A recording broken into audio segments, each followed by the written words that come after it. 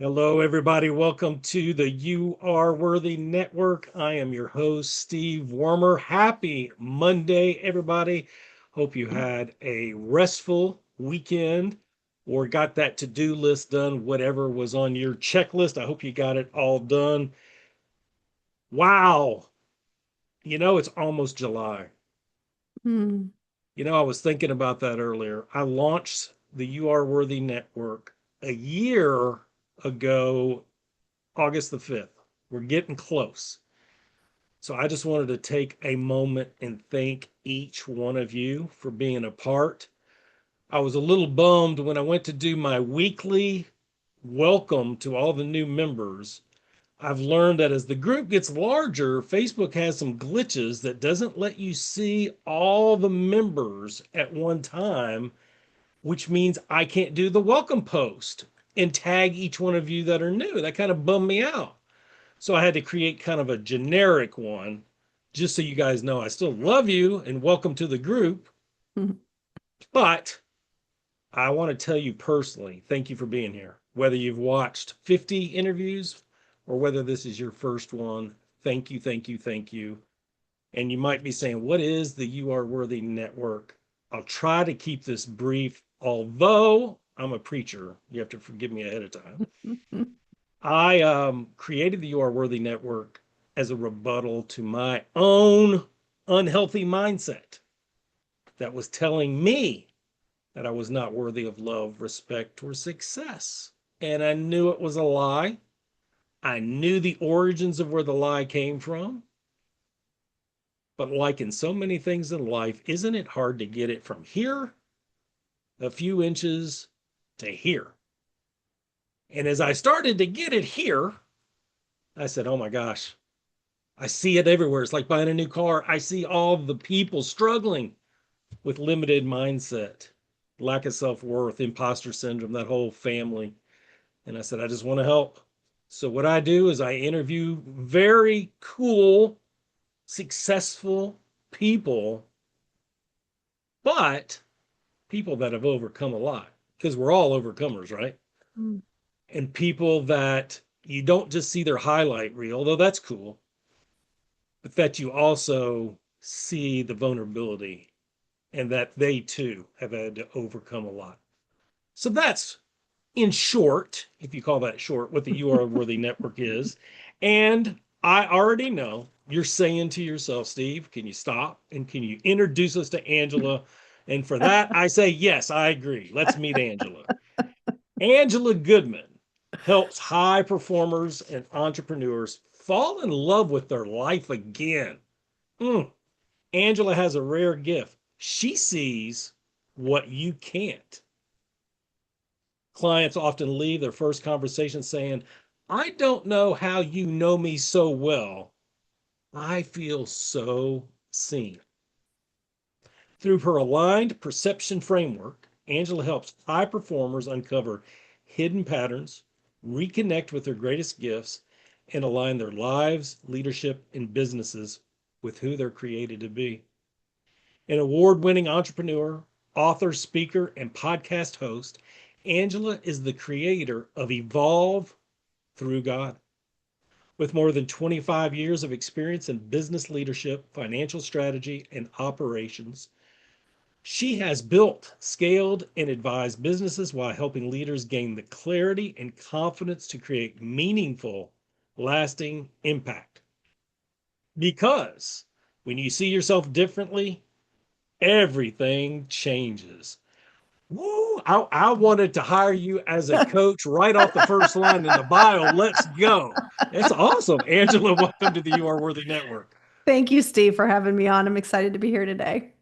Oh my gosh. Angela and I just met a couple of weeks ago through a mutual friend, and I love divine connections because Mm. you don't know what God's going to do with them, and it's usually immeasurably more than we could ask or imagine. So I'm looking forward to this conversation. Angela, why don't you tell us where do you call home? Although I know you're not there right now. I am fortunate enough to live in Northern Virginia. So I'm about 30 minutes west of our nation's capital, and that might be good or bad, depending on how you feel about that. But that's where I call home. Gotcha. And are you is it a Virginian? I'm not sure how to say that. Yeah, yeah, I am a Have been a long Virginian. time. I am a Virginian. Yeah, I was actually born in Virginia, close to Virginia Beach, about 20 minutes from there. And I lived there the majority of my life and swore that I would never live in Northern Virginia. And unfortunately, my life sort of circumvented me there, and I'm still there. It's the longest I have literally lived anywhere. It's I do remember us having that conversation Yeah. about close to Virginia Beach, and it really does feel like two different states, doesn't it?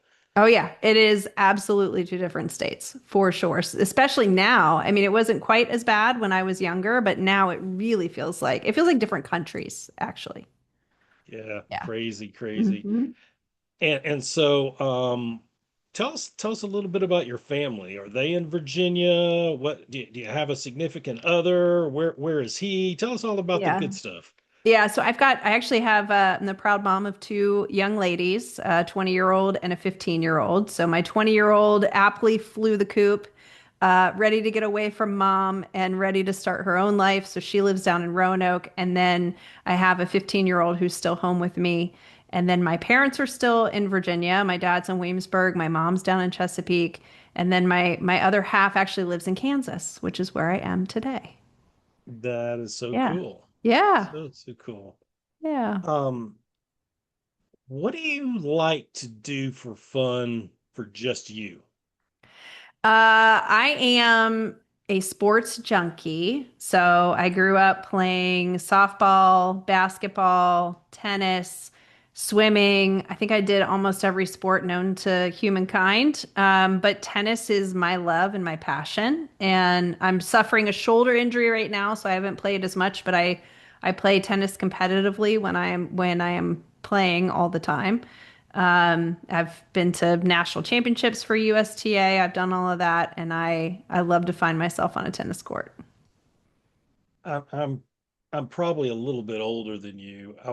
I ran across, and I don't even know how old this interview was. I was assuming it was fairly recent. I saw an interview with they were celebrating basically Chris Evert's Mm, um I want to say 50 years maybe in tennis. hmm. And all the different folks from John McEnroe, she was, Martina, Yeah. everybody, all her peers were basically complimenting her, and it brought back so many memories. I used to love that as a kid, Borg Hmm. and McEnroe and Oh Connors yeah. but yeah, such a great sport back in the day. Still a great sport, just Yeah. doesn't have quite the notoriety it once did. But It doesn't have as much personality, I feel like, as it did back then. And I think you and I are probably about the same age. And I can remember Goran Ivanisevic when he first came on, like he was mm, very tall. His serve was incredible. It was like the first time anybody clocked 130 plus mile an hour serve. And I think he's like 6'7" or something. But the personality of that guy, he used to throw his rackets around and beat people. It was ridiculous. It's ridiculous, but it was good. It was so good. It was definitely a reason to really watch the sport and follow it. And, what a great game. It's just a great game. you add a little theater to it, right? Yeah, absolutely. Absolutely. My great uncle played until he was 96. Every day he had a little standing match at 5:30 in the morning with a bunch of older guys. He played doubles with three older guys, and they had this standing tennis match they played every day at Fairfax Racquet Club. And until he was like 96. And then he passed away at 99. So he had 3 years of his life where he didn't play. But even then, you don't have to do a lot. You just stand there and hit the ball to each other. That's Yeah, crazy it good. is crazy. It's crazy, but it's great. It's an amazing sport. Oh wow, wow, wow, Yeah. wow. Well, we definitely want to get into some of the amazing things that you're doing for the Lord these days. But before we do that, I want to travel back in time with you a little bit. All right. Let's go back to high school, and Okay. specifically, we're going to go back to your senior year, right before graduation. I mean, we're talking right before it, 1 week before. And, assuming you've got the gown, the cap, maybe you have a class ring, you're marking the days off the calendar, you got the big day circled, I don't know if they put Angela in charge of getting the beach ball or that was somebody else's responsibility.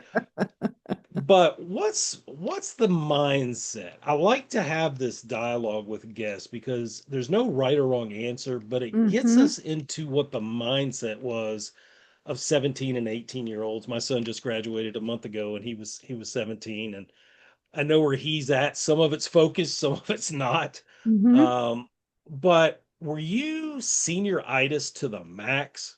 Get out of here. Let's go. The world is mine. I can't wait another week. I've got my job for the summer. I know what I'm going to do in the fall. I've got it figured out. Or on the other end of that spectrum, I don't know. I guess I should get a job. I'm going to miss this place and I'll figure it out eventually. Or were you Oh, somewhere in between? no, I'm a one way to describe me, and I was the same then as I am today. I love change. So for me, I was ready to get out. I turned 18 the week before graduation. So my birthday is in early June. So I literally was becoming an 18-year-old, moving into adulthood while graduating, kind of all at the same time. And I was excited. I was very excited to be moving on with my life and going to college. My mom, whom I love dearly, she is a very strong woman, and I was ready to kind of be on my own and out of the house. And I can remember I had moved to three different high schools. So I started at one in my freshman year. I was there for about, I guess, half the year. And then I moved to another one, and I was there the other half of the year. And then I moved to start my sophomore year to a third high school, all in Chesapeake. Chesapeake has like eight high schools, ridiculous size county. So I Mm. had moved to that third high school, which is where I graduated from. So my friends I didn't really have for very long in that school.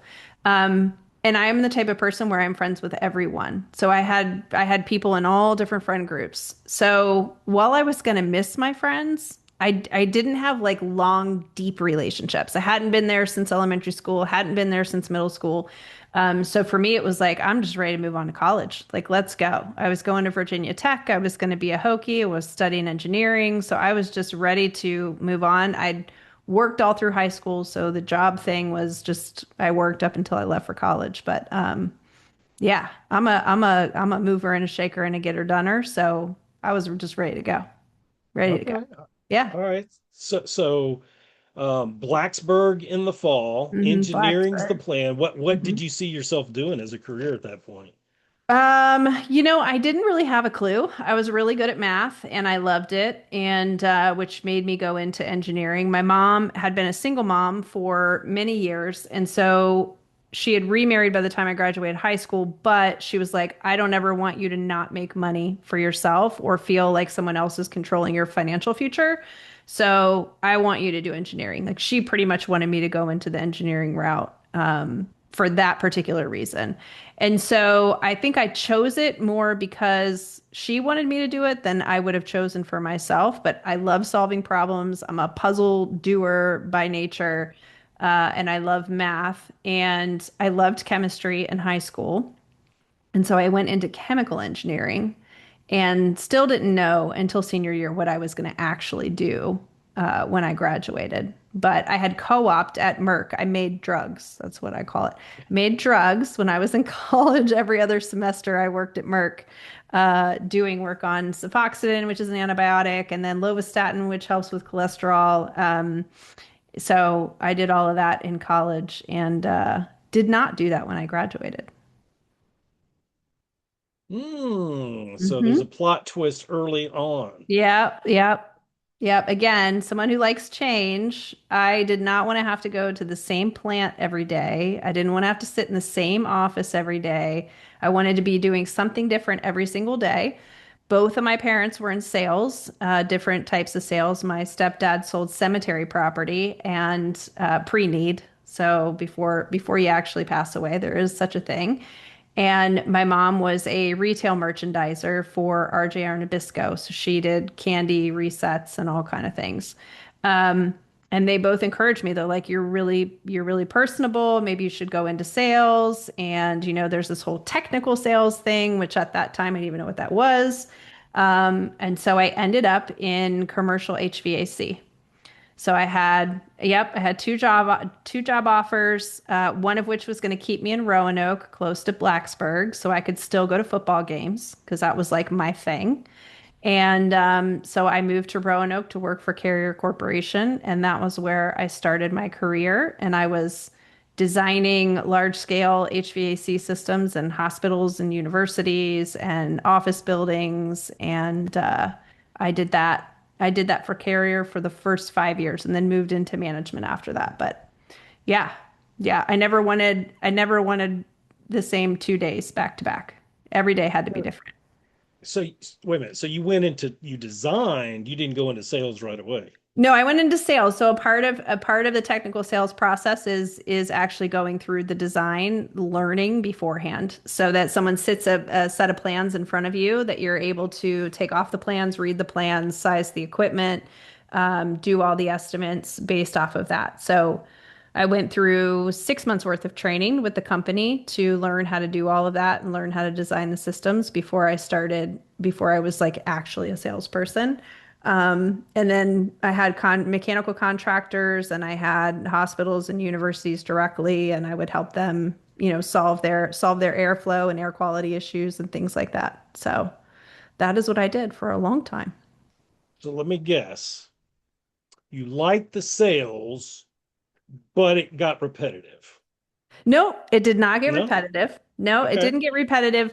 Interestingly enough, though, I was so used to moving. I was like this, we didn't move far, but we were always moving. So like every 3 years, I was always moving. I'd gotten used to this whole change dynamic in my life.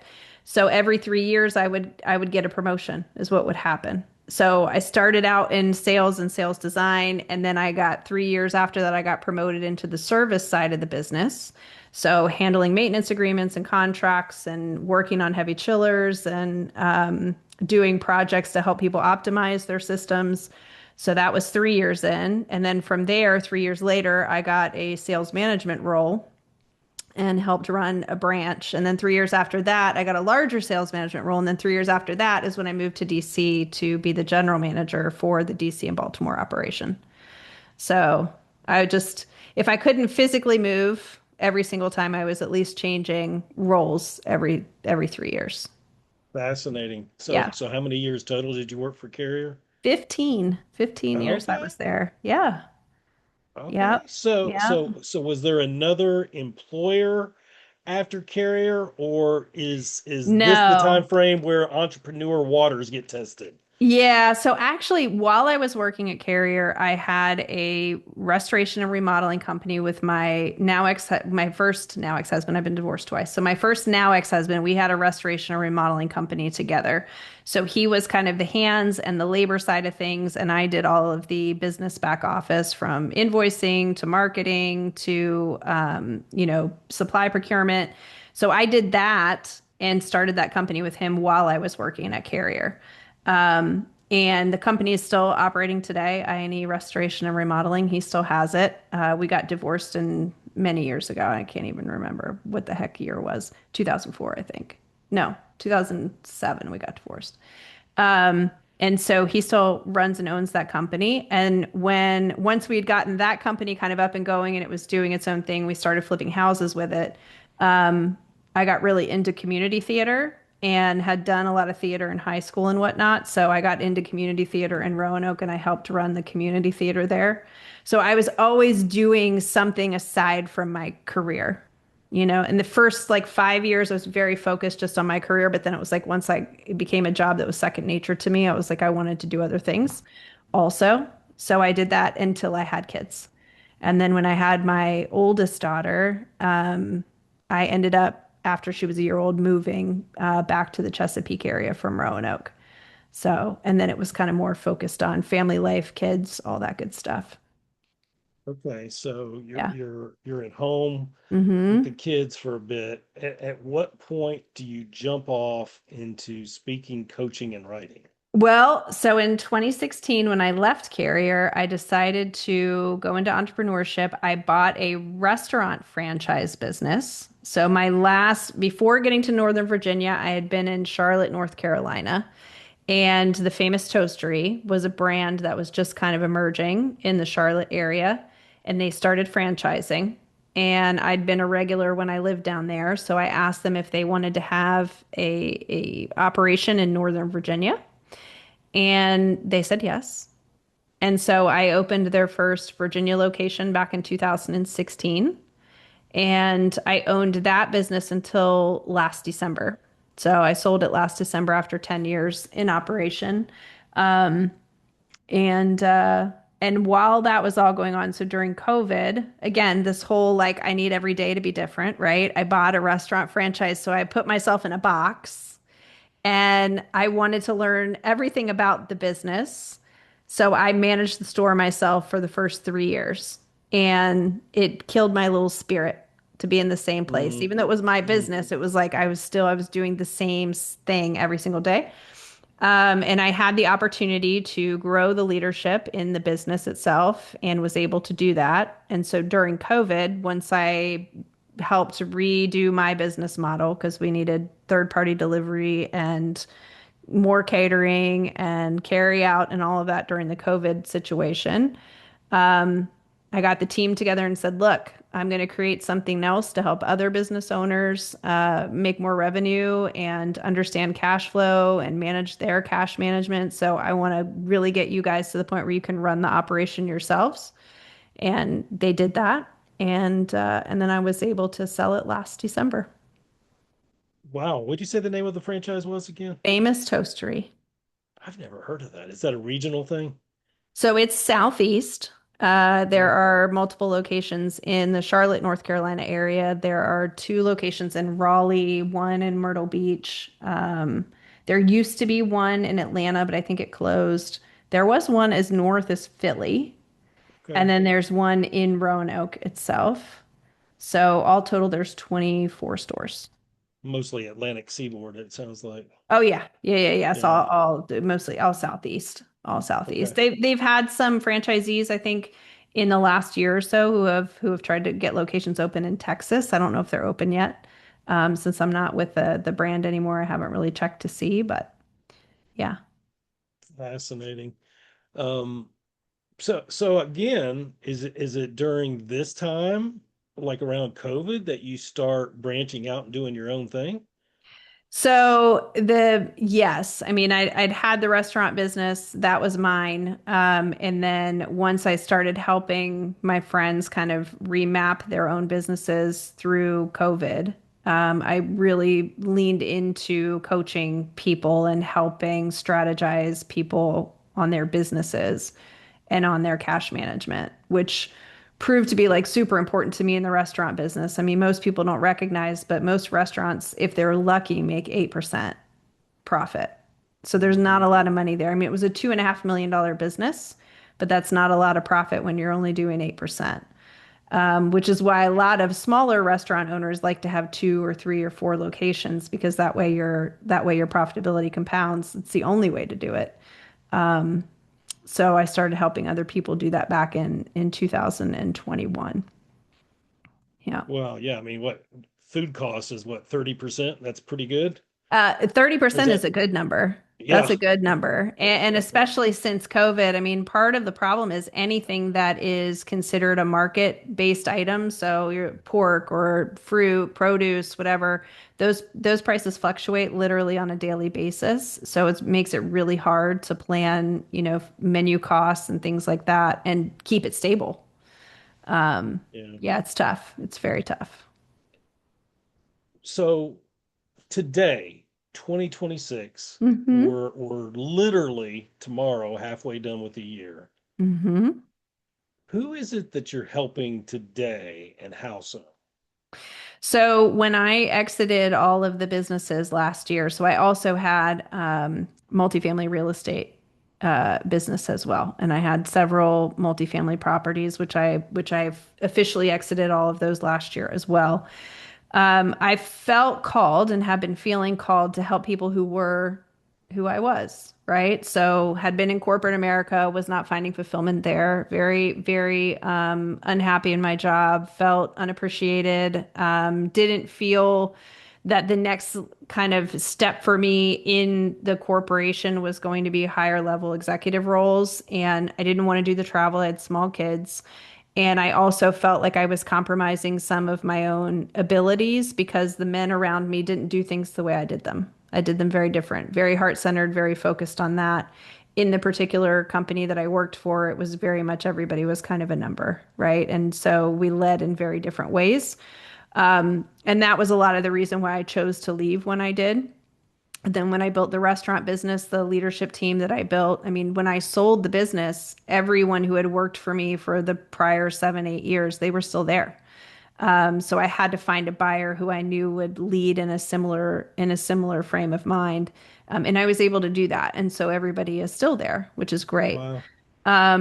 But now, throughout coaching people with their cash flow, throughout understanding the struggles of small business ownership, I also was miserable in running the restaurant because I had created a business for myself that I didn't love. I wasn't super passionate about it. I was good at it. I won a lot of awards from the franchise. I even was named franchisee of the year by the International Franchise Association. I was very well recognized for the work I'd done in the business, but I felt very unfulfilled by it.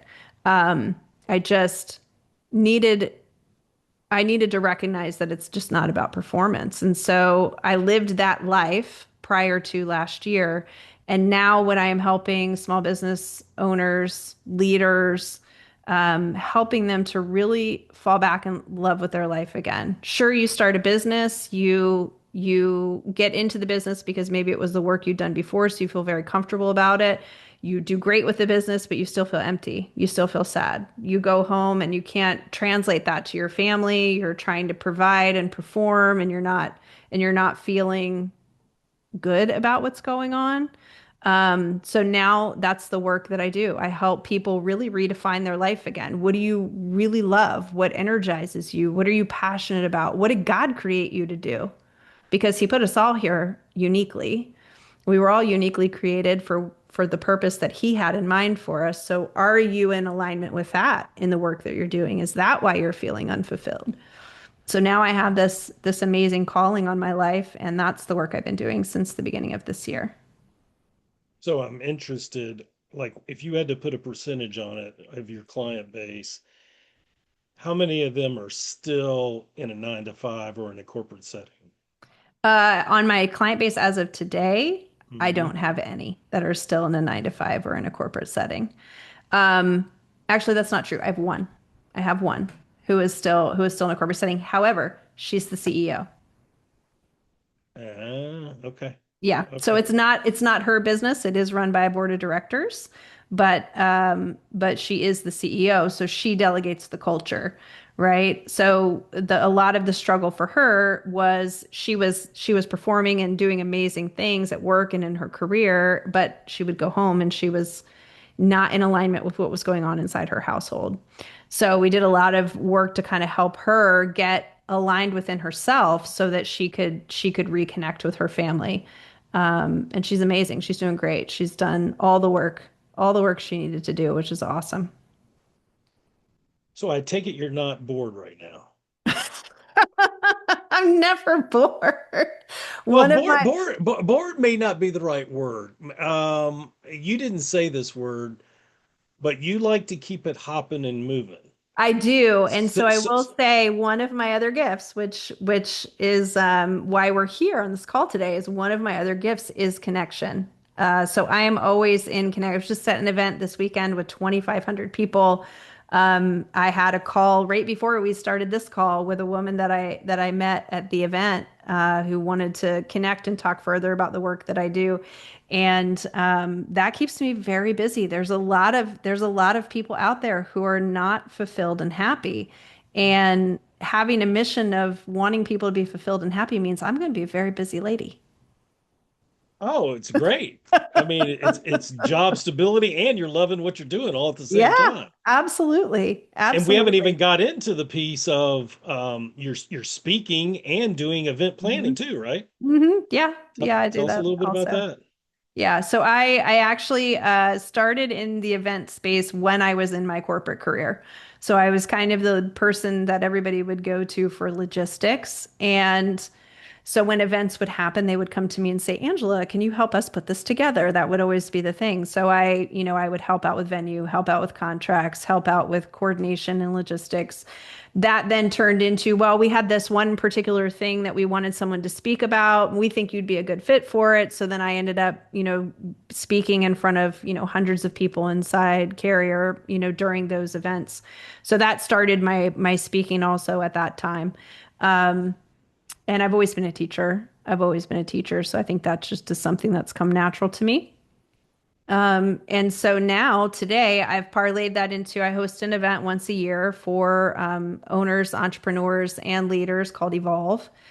And that event is a 1 week deep dive into your business strategy, your sales and marketing strategies, your communication. A lot of people need help with communication, your leadership.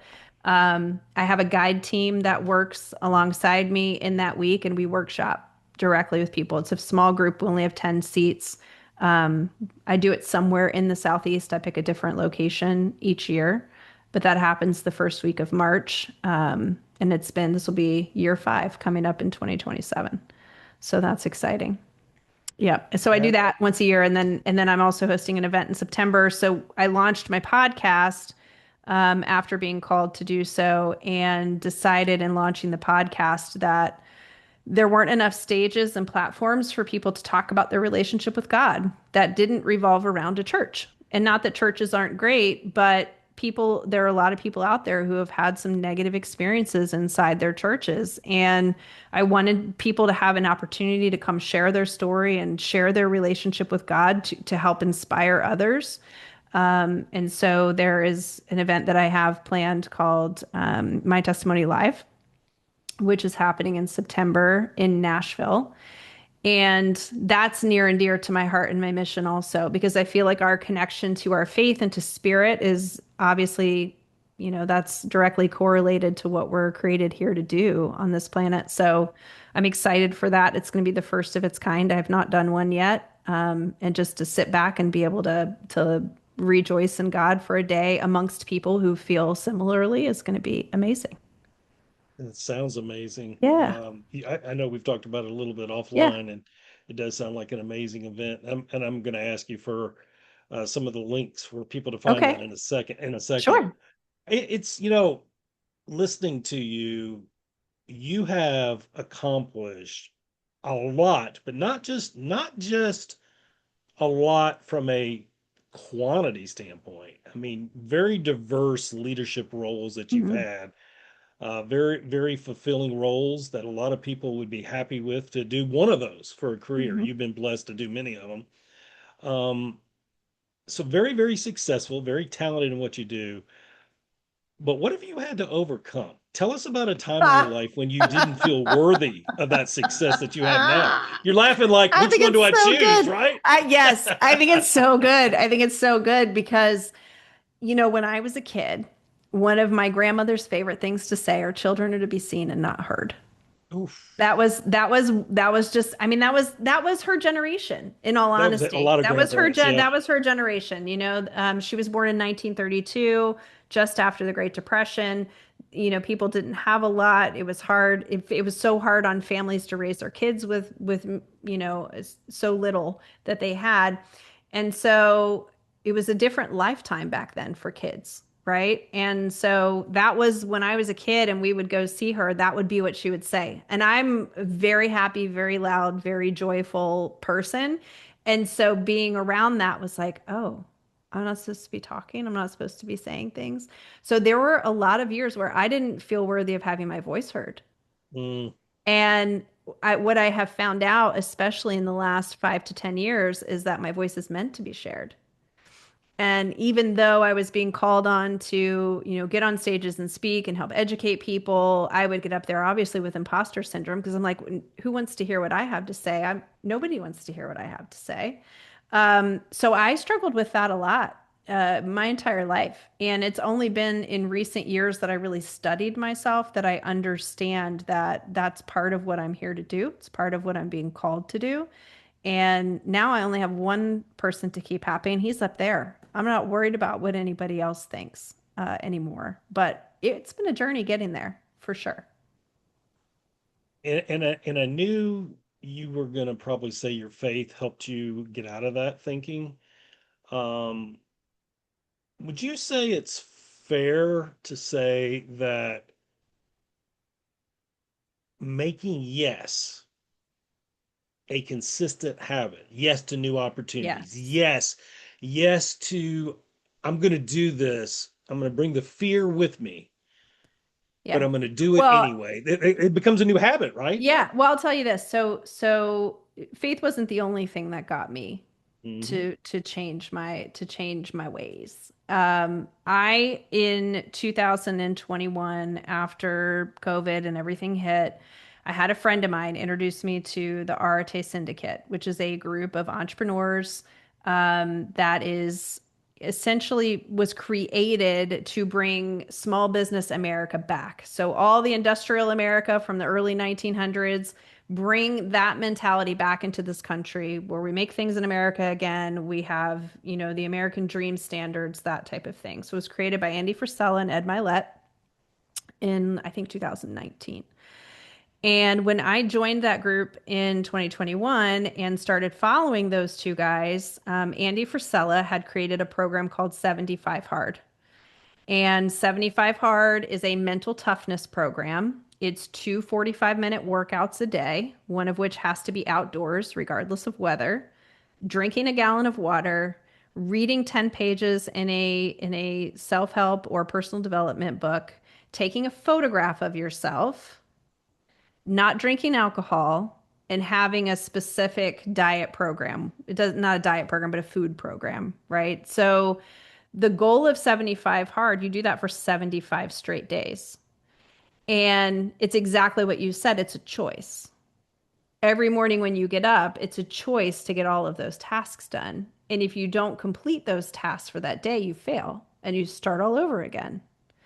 So when I did that program the first time in the beginning of 2021, I didn't have the level of self commitment that I have today. It taught me how to be committed to myself, how to be committed to saying yes to the things that are uncomfortable that you don't want to do, to understanding that if you can complete and achieve those goals, then you can do anything. You can once you put your mind to it and you say yes to the things you need to say yes to, you can Hmm. literally do anything. And so that program itself also, all the stuff happened at the same time. It was kind of like God said, okay, I'm going to forge you. I'm going to forge the heck out of you. All of this is going to go on at once. And that program played a big part in my ability to say yes to the things that make me uncomfortable, recognizing that I'm going to grow through the process and become a different person on the other side. And I know, yeah, I've heard people that do that program 3 or 4 times a year. Oh yeah, I've done Um, it. I've completed it 8 times. I've done the Live Hard program, which is additional phases beyond that 75 days that lasts for a year. I was just the event that I was at this past weekend with 2,500 people. Andy Frisella hosted it because he's got a new program called the Operator Standard, that is an app-based AI program that is essentially his no nonsense BS that helps you strategize on your business and your personal life and whatever goals you want to can you hear me, accomplish. Angela? Yeah, Yeah. I Oh, got you. you froze for a Oh, second. did I freeze? I don't Yeah, know what just you for heard. I don't, but so um, take us back to the 2,500. okay, so the event that I was at with 2,500 people was for the operator standard. So Andy Frisella started the operator standard. It's an app-based AI tool to help you accomplish and achieve the goals that you want to achieve in life. And it's a basis for how you live your life and programming for that. So 75 Hard, he created out of his own depression because it's what Mm. helped him get through. He built I don't know how many hundreds of millions of dollars his companies are worth now. But I mean, I think he's almost to a billion. And he created that program for himself to get him out of depression, to keep him going forward. And now he's created the operator standard in order to get people as a baseline to live in that way. Um, and Amazing. that's what he's launching because his goal is to change the culture in this country and to get people to say yes to the things that are not easy. Amazing. Yeah. Amazing. Why don't you tell folks where they can find you and learn more about the amazing work you're doing? And Mhm. if you're comfortable with it, I don't know if you have digital promotions out for my testimony live yet. I know we're over 60 days away, so maybe you Yeah. don't. But if you want to give more information on that in Sure. that flow of dialogue, that'd be great too. Yeah, so you can find me. Best place to find me is on Instagram. I'm very active on there. I don't have virtual assistants. I manage all of my own platforms myself. I think it's important because the transformation that I'm helping guide through is very personal in nature. It's not easy stuff to talk about. Most people don't want to admit when they're really struggling with things. So Instagram is the best place to find me. It is MS Angela Goodman, so Ms. Angela Goodman on Instagram. I have Facebook, same thing. I'm just Angela Goodman on Facebook, and my LinkedIn is also Angela Goodman. So very easy across the board to kind of find me. My website is almost completed. I've been in a website redesign, so it's almost done. And it will also be msangelagoodman.com once it's up and live, which will hopefully be within the next 2 weeks. Um, so I'm excited to start and really dig into this next chapter of my life. And my testimony live is coming at an amazing time in September. I am also working on a book project for Evolve Through God. So the first season of my podcast guests are doing a collection of their life stories for me. And we hope to be introducing that in Nashville as well. So I'm sure we can include the flyer for my testimony live in the show notes. Yep. It's being co-hosted with myself, a friend of mine, Jen Mentasana, my other half, Matt Bertho, and then a dear friend of mine, Dawn Thompson, who has the You're Enough movement. And she's another amazing human. In fact, I need to connect you with her too. Um, and so that's on September 18th in Nashville. And it will be a full day of worship and celebrating God and his relationship and how he's worked in all of our lives. And sounds like a fabulous event. Exciting for sure. And you mentioned a book project, but you also have a book of your own that you've done previously, right? Well, I was a contributor to a project called Course Corrected last year. And I didn't mention it earlier in the podcast, but I had a life challenging blood clot at the age of 32 in Oh my wow. ovarian vein after I had my second daughter, and I almost died. Oh my Um, gosh. yep. And so during that process, God kept trying to call me to him, and I still, even through that, didn't quite, make that full relationship connection until years later. But my story from that is in that book, Course Corrected, kind of how our paths change and we have to evolve and grow. And so that story is in that book. I do have another business book called Building Freedom, which is a women's guide to an entrepreneurial journey that will also be released in September. That one is a project that my friend Tina Johnson and I are putting together on how to create a business as a woman in business. So stay tuned for that one too, because that's going to be an amazing release. Okay. How What? many hours a night are you sleeping? I sleep 8 hours every night. Well, you're very productive with the other 16 then. I am very productive with the other 16 hours. Yes. Very productive with the other 16. Yeah, life is when my opinion is this, and this is what I tell folks I start working with. In the beginning, when your life isn't quite aligned to where you were created to be, it feels very chaotic. And having 16 hours in a day always feels like you're never going to get enough done. But when you're aligned to what God has called you to do and to be, you don't ever feel that way. You just get up in the, I literally get up in the morning and say, okay, God, what are we going to do today? And whatever I hear back, whatever conversation we have, and some days I'm like, I don't want to do that. I still do it anyway.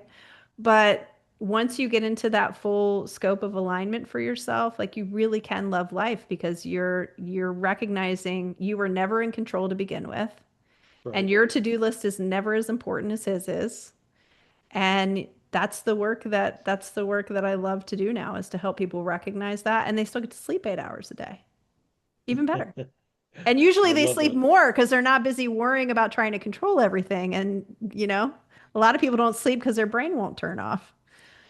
Well, I had that happen last night, actually. I usually go to bed and like I'm that guy that's asleep within 1 minute. Hmm. And I probably was last night too, but I was, yeah, restless. I usually like the first 5 hours, I'm usually like out. Yeah. But that's a whole nother story. I love that line though. Your to-do list is never as important as God's to-do list. That's a great Hmm. quote. Yep. What would you, as we close out, what would you encourage our viewers with today? Maybe the person that feels stuck, the person that feels like it's never going to change. Of course, we know that word never is Oh, yeah. dangerous. Yeah. But is looking for a little hope and a little encouragement. How would you do that for them today? So I will offer this, and I start all of the folks that I work with out this way. Make a list. Make a list of all the things that you absolutely love. So for me, it's getting outside in nature and seeing animals and plants and all of that. It's dancing, which for years I didn't do. The radio would play, the music was there, but my body wasn't moving. It's singing, exactly that. It's painting. I love to paint, whether it's a wall or something actually like colorful. Those are all things that bring energy to me, that make me feel alive. And so many of us, myself included, years ago, we don't do any of those things on that list anymore. So we don't get the enjoyment. We don't get to feel the joy. We don't feel fulfilled. We don't feel alive because we're not doing it. And inversely, make a list of all the things that when you get up in the morning, you're like, oh my gosh, I have to do that today. I don't want to do that today. Make that list too. And then the goal is do at least 1 to 2 things on the list that makes you feel alive every single day. Even if you only spend 10 minutes doing it, once you start to shift into doing most of that in the course of your day, you will learn how to love your life again. That's gold. I love that. I had a business coach year and a half ago that said to me, "You don't have any room for any enjoyment in your life. It's all work." Mm, mm, And she challenged me to start doing some things that I used to do in my childhood. mm-hmm. Yep. And I couldn't think of anything, which was sad, right? But I did finally think of something. And some of you will laugh at this, and others will be like, okay, cool, but I don't care because it's my thing, right? Yep. Yep. I started, and I've even got some of them right here. I started collecting baseball cards again. I love it. I love it. And just it can be an expensive hobby if you're not careful, but just going in and talking to the card collectors, the dealers, seeing the old cards that you used to collect at 11, 12, Hmm. 13 years old, it's a lot of fun. Yep. And it brings me joy and it de-stresses me. And so I love Hmm. your advice, like whatever that is for you, do that. And Yes. um, such good advice. Yeah. I want to thank you, Angela, for obviously you brought your successes here today. Even more than your successes, your wisdom and your vulnerability and your compassion for other people. It's come shining through. I'm excited about your event. I'm Thank excited you. about your book collaboration. You've got a very exciting next half of 2026 coming up, and Hmm. I can't wait to see what God does with it. I'm glad we're connected and new friends, but thank you for being our special guest today. This has been awesome. Thanks for having me, Steve. I've really enjoyed being here. And I love the title of your network. I think it's so important and most people just don't get to feel that worthiness anymore.